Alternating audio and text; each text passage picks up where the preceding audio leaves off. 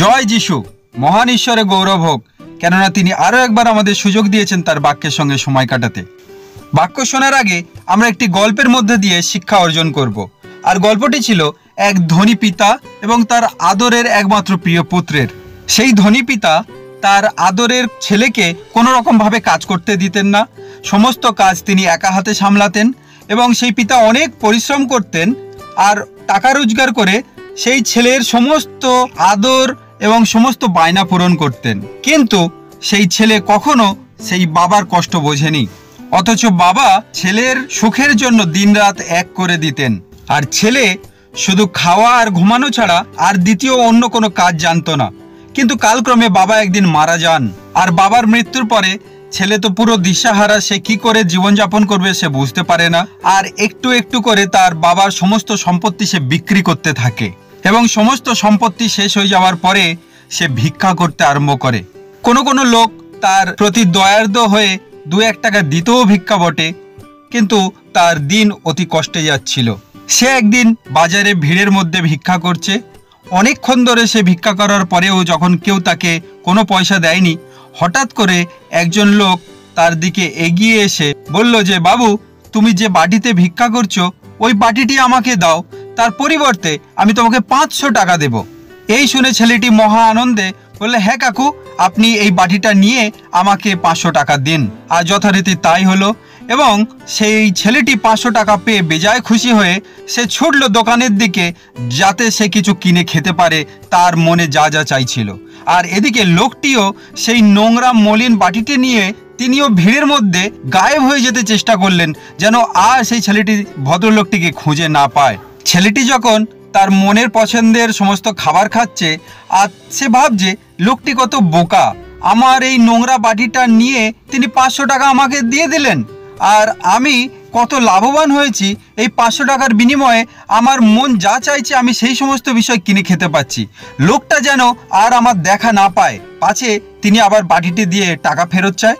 এবং সেই লোকটিও নোংরা জীর্ণ বাটিটি নিয়ে তিনিও ছুট দিয়েছেন, কারণ সেই লোকটি ছিলেন জোহরি, অর্থাৎ তিনি একজন সোনা কেনা বেচার লোক ছিলেন। তিনি জানতেন বাটিটি নোংরা হলেও বাটিটির মূল্য সামান্য 500 টাকা নয়, কারণ বাটিটি নিহাত হালকা ছিল না। সোনার দর অনুযায়ী বাটিটির দাম আরও কয়েক হাজার গুণ বেশি। গল্পের শিক্ষা হলো এই যে, পিতা তার ছেলেকে অনেক আদর করলেও তিনি সেই পুত্রকে স্বাবলম্বী হতে শেখাননি, বা তিনি যে সারা জীবন তার সঙ্গে থাকবেন না, এই জন্য তাকে জাগতিকতার সঙ্গে মানিয়ে নিতে, তাকে কি সিদ্ধান্ত নিতে হবে সেই সব বিষয় তিনি সঠিকভাবে তাকে জ্ঞান বুদ্ধি দেননি, বা তাকে সঠিক শিক্ষা দিতে ব্যর্থ ছিলেন। এবং সেই পুত্রও পিতা নির্ভরশীলতায় অন্ধ হয়েছিল, বা সে নিজেও অপরিপক্ক ছিল, তাই তাকে ভিক্ষা করতে হয়েছে। এবং তার হাতে যে সোনার বাটি থাকা সত্ত্বেও সে সেই সোনার আসল মূল্য বুঝতে ব্যর্থ হয়েছিল। আমরা এখান থেকে কি শিক্ষা নেব? আজ আমরা দেখি এই প্রকার পিতারা, অর্থাৎ যারা প্রভু সেবাকারী বা পরিচর্যাকারী, সেই সমস্ত লোকেরা আদরে এত পূর্ণ যে সঠিকভাবে আজকের মণ্ডলীকে শিক্ষা দিতে ব্যর্থ। তাই প্রভু তার বাক্যে যা বলেন আমরা এখন পাঠ করব 2 তিমথিও তার 4 অধ্যায় 1 থেকে 5 পদ। আমি ঈশ্বরের সাক্ষাতে এবং যিনি জীবিত ও মৃতগণের বিচার করিবেন, সেই খ্রিস্ট যিশুর সাক্ষাতে তাহার প্রকাশ প্রাপ্তি ও তাহার রাজ্যের দোহাই দিয়া তোমাকে এই দৃঢ় আজ্ঞা দিতেছি, তুমি বাক্য প্রচার করো, সময়ে অসময়ে কার্যে অনুরক্ত হও, সম্পূর্ণ সহিষ্ণুতা ও শিক্ষাদান পূর্বক অনুযোগ করো, ভর্ৎসনা করো, চেতনা দেও। কেননা এমন সময় আসিবে যে সময় লোকেরা নিরাময় শিক্ষা সহ্য করিবে না, কিন্তু কান চুলকানি বিশিষ্ট হইয়া আপন আপন অভিলাষ অনুসারে আপনাদের জন্য রাশি রাশি গুরু ধরিবে, এবং সত্য হইতে কান ফিরাইয়া গল্পের দিকে বিপথে যাইবে। কিন্তু তুমি সর্ববিষয়ে মিতাচারী হও, দুঃখ ভোগ স্বীকার করো, সুসমাচার প্রচারকের কার্য করো, তোমার পরিচর্যা সম্পন্ন করো। ঈশ্বর তার বাক্যে আমাদেরকে এখানে বলছেন, যারা প্রভু সেবাকারী, যারা বাক্যের পরিচর্যাকারী, যারা অন্যদেরকে খ্রিস্টের বাক্য থেকে গেঁথে তোলবার কাজে আজকের রত আছেন বা প্রভু দ্বারা নিযুক্ত, তাদের উদ্দেশ্যে বলছি, বাক্য প্রচার করতে কোথাও কি ভয় পাচ্ছেন? কোথাও কি সম্পূর্ণ শিক্ষা দিতে আপনার এরকম মনে হয় যে যদি একটু কড়া কথা বলি, যদি একটু তাদেরকে চেতনাদায়ক কোনো বলি, এই ব্যক্তি আর মণ্ডলীতে দ্বিতীয়বার নাও আসতে পারে, এরকম কি আশঙ্কায় ভুগছেন? প্রভু আজ দোহাই দিয়ে বলছেন, বাক্য প্রচার করো। কোন বাক্য? যে বাক্য বিশ্বাসীরা শুনতে চায়, যে বাক্যে ক্রিম আছে, যে বাক্যে আদর আছে, শুধু সেই বাক্য প্রচার করবেন। হ্যাঁ, আদরের সান্ত্বনার বাক্যেরও প্রয়োজন আছে, কিন্তু তার সঙ্গে চেতনাও দিতে হবে। কারণ প্রভু তার বাক্যে বলছেন, ভৎসনা করো, অনুযোগ করো, সম্পূর্ণ সহিষ্ণুতাপূর্বক শিক্ষাদান দাও, তাদেরকে শিক্ষা প্রদান করো।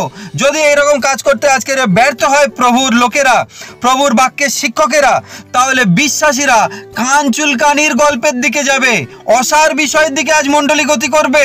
মণ্ডলীর পালকেরা ভাবেন, না বাবা এরকম করব না, মণ্ডলীতে উপহার দেওয়ার কথা, দশমাংশ দেওয়ার কথা বলবো না, এরা এত গরিব কোথা থেকে পাবে? বিশ্বাসীদের উন্নতি আসবে না যদি পালকেরা এরকম ভয় পায়। বিশ্বাসীরা কোনোদিন শয়তানের বিরুদ্ধে লড়তে পারবে না যদি না তাদেরকে সঠিক শিক্ষা প্রদান করা হয়। বিশ্বাসীরা কোনোদিনও মানসিক অভিলাষ থেকে বেরিয়ে আসতে পারবে না যদি না তারা আত্মিক বিষয়ে সচেষ্ট হয়। কোনো কোনো মণ্ডলীতে দেখি যে উপবাস প্রার্থনা এমন দিনে হয় যে দিনে মণ্ডলীর অধিকাংশ লোকেরা কাজে বা স্কুলে থাকে, যেখানে মণ্ডলীর উপবাস প্রার্থনা মাত্র 1 ঘন্টা 2 ঘন্টার, আর মেপে মেপে একজন কি দুজন থাকেন মণ্ডলীর পালক এবং তার স্ত্রী, আর 2-1জন কেউ বৃদ্ধ বৃদ্ধা যাদের কোনো কাজ নেই, এই রকম বেকার লোকেরা আসেন। মণ্ডলীর উপবাস প্রার্থনায় সকলকে আহ্বান করতে আজকের মণ্ডলীর পালক ব্যর্থ। মণ্ডলীর উপাসনাতে, মণ্ডলীর সমস্ত আত্মিক বিষয় যেখানে গড়ে তোলবার বিষয় আছে, সেখানে পালকেরা আজকের তাদেরকে দৃঢ়ভাবে বলতে কোথাও তাদের গলায় স্বর নেই, তাদের গলা কাঁপে যদি না আসে। সেই জন্য আত করে বাক্য প্রচার করা হয়, নরম নরম বাক্য প্রচার করতে হয়, আশীর্বাদের কথা খালি ঘোষণা করতে হয়, যেখানে তাদের মঙ্গল আছে, যেখানে তাদের সুখ সমৃদ্ধি আছে, বেছে বেছে শুধু বাক্যে সেইগুলো তাদেরকে কানে তুলে দেওয়া হয়। আজ আদর করছেন, একদিন আপনি থাকবেন না, তখন আপনার মণ্ডলীও থাকবে না, তখন আপনার মণ্ডলীকে ভিক্ষা করতে যেতে হবে। মণ্ডলীর বিশ্বাসীরা তাদের হাতে যে মূল্যবান বাটি আছে, মূল্যবান বস্তু আছে, তারা জানবে না, তারা শয়তানের কাছে দিয়ে সামান্য কিছু চকলেট বা মিষ্টি খাওয়ার জন্য তাদের যা আছে সব দিয়ে দেবে। বিশ্বাসীরা যদি কোনো রকম ভাবে ভুল করে বা পাপ করে, মণ্ডলীর পালক জানা থাকা সত্ত্বেও সেই বিষয় তাকে চেতনা দেয় না। অথচ লূক লিখিত সুসমাচার 17 অধ্যায় 3 পদে প্রভু যীশু আমাদেরকে এই শিক্ষা দিয়েছেন, তোমরা আপনাদের বিষয়ে সাবধান থাকো, তোমার ভ্রাতা যদি পাপ করে তাকে অনুযোগ করিও, আর সে যদি অনুতাপ করে তাকে ক্ষমা করিও। এখানে ক্ষমা করার কথা বলা হয় যে প্রভু সব পাপ ক্ষমা করে দিয়েছেন, আগামী দিনেও যা খুশি তাই করো, ক্ষমা করে দেবেন। কিন্তু চেতনা দেওয়ার কাজ, অনুযোগ করার কাজ পালক চুপ করে থাকেন, মুখে কুলু পেটে থাকেন। কেন? আপনাকে একদিন বিচারে দাঁড়াতে হবে এবং আপনাকে প্রভুর কাছে কৈফিয়ত দিতে হবে। তাই প্রভু বলছেন যে তুমি তোমার সমস্ত সুসমাচার প্রচারের কার্য বা তোমার পরিচর্যা কার্য সম্পন্ন করো। আজ আমরা কি সম্পন্ন করছি? প্রত্যেককে দেখতে হবে, প্রত্যেকের কাজকে ব্যক্তিগতভাবে সমীক্ষা করতে হবে যে আমাদের বাৎসরিক আমরা একটা বছর যখন কাটিয়ে নতুন বছরে এসেছি, পিছন দিকে তাকিয়ে দেখব যে আমাদের কাজ কি আমাদের সহবর্তী, আমাদের ফল কি সহবর্তী, না যা ছিলাম তাই আছি, বরং দুটো একটা আত্মা কমে গেছে, এরকম কি? তাহলে প্রভুর কাছে কি হিসাব দেবেন চিন্তা করুন। আর না হলে এখনই প্রার্থনায় প্রভুর কাছে নিজেকে স্বীকার করুন ভুলগুলো কোথায় হয়েছে। এবার আসি সেই আদর পাওয়া স্থূলকায় পুত্রের বিষয়, যে পিতার উপর নির্ভর করে তার জীবনটা কাটাচ্ছিল, কিন্তু জীবন কি করে কাটাতে হবে সেই বিষয়ে সে শিক্ষা পায়নি।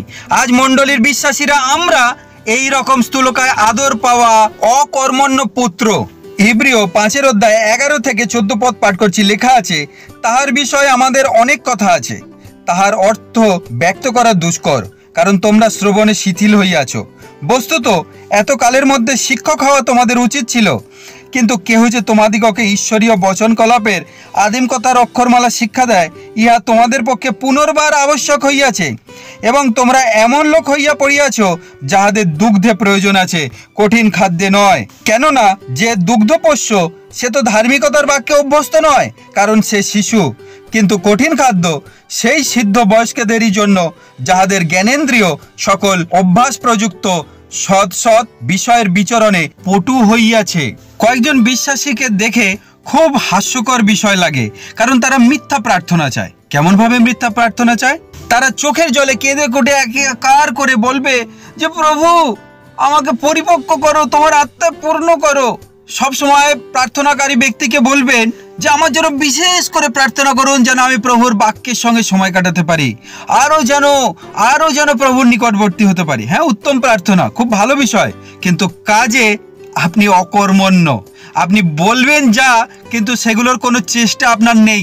তাই এই প্রার্থনাগুলো পুরো লোক দেখানো মিথ্যা প্রার্থনা। আপনি যদি কোনো সময় ঈশ্বরের বাক্যে পরিপক্ক হতে চাইতেন, তাহলে নিশ্চয়ই প্রভুর বাক্য পড়তে আপনি চেষ্টা করতেন। আপনি যদি সত্যি প্রভুর নিকটবর্তী হতে চাইতেন, তাহলে নিশ্চয়ই উপবাস প্রার্থনায় নিজের শরীরকে বসে রেখে উপস্থিত হতেন।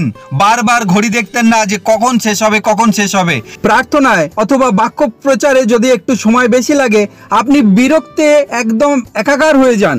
আসলে আপনি ব্যস্ততা দেখান, আপনার মন এখানে নেই, মন জগতে, আর অথচ শরীর মণ্ডলীর ভিতরে পড়ে আছে। আপনি একজন মিথ্যাবাদী বিশ্বাসী, আপনি একজন অভিনয়কারী। প্রভু তার বাক্যে বলছেন যে এতকালে তোমার শিক্ষক হওয়ার দরকার ছিল, তুমি অন্যকে শিক্ষা দিবে, এই রকমটা হওয়া উচিত ছিল।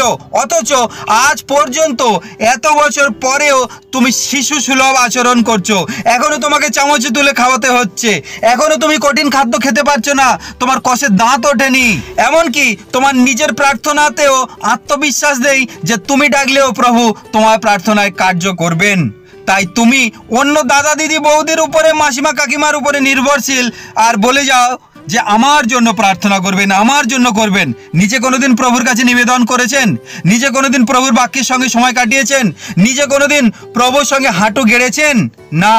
সেই জন্য আপনার হাতে যে সোনার বাটি আছে, সেটা নিয়ে আপনাকে ভিক্ষা করতে হচ্ছে। সেইটা অন্যের হাতে অল্প দামে জলের দরে বেচে দিয়ে সামান্য কিছু সাময়িকের জন্য আপনি মূল্যবান বিষয় সকল হারাচ্ছেন। হে বিশ্বাসীগণ, হে ঈশ্বরের প্রিয় সন্তানেরা, আজ আপনাদেরকে দোহাই দিয়ে বলছি, আসি আমরা কঠিন বাক্য যাতে, কঠিন শিক্ষা যাতে অর্জন করতে পারি, সেই জন্য আসি আমরা সিদ্ধ হই, পরিপক্কতার দিকে এগোই, আর বালক না থাকি, অবোধ না থাকি।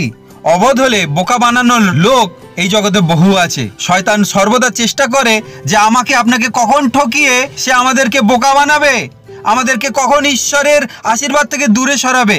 আজ আমরা শুধু সুস্থতা এবং ভালো মন্দ খাওয়া পড়ার মধ্যে আটকে আছি।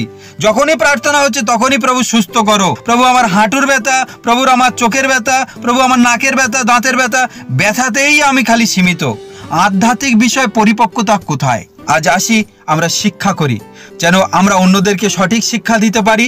বিশ্বাসীরা যেটা শুনতে চায় সেটা তাদেরকে শোনালে হবে না, প্রভু যা বলতে চান সেটা তাদের কাছে শেখাতে হবে, সেটা তাদের কাছে প্রকাশ করতে হবে। আর নিজেরাও পরিপক্ক হব, আর আমরা বোকা হয়ে শয়তানের কাছে বিকৃত হয়ে যাব না। প্রভু সকলকে অনুগ্রহ করুন। জয় যিশু।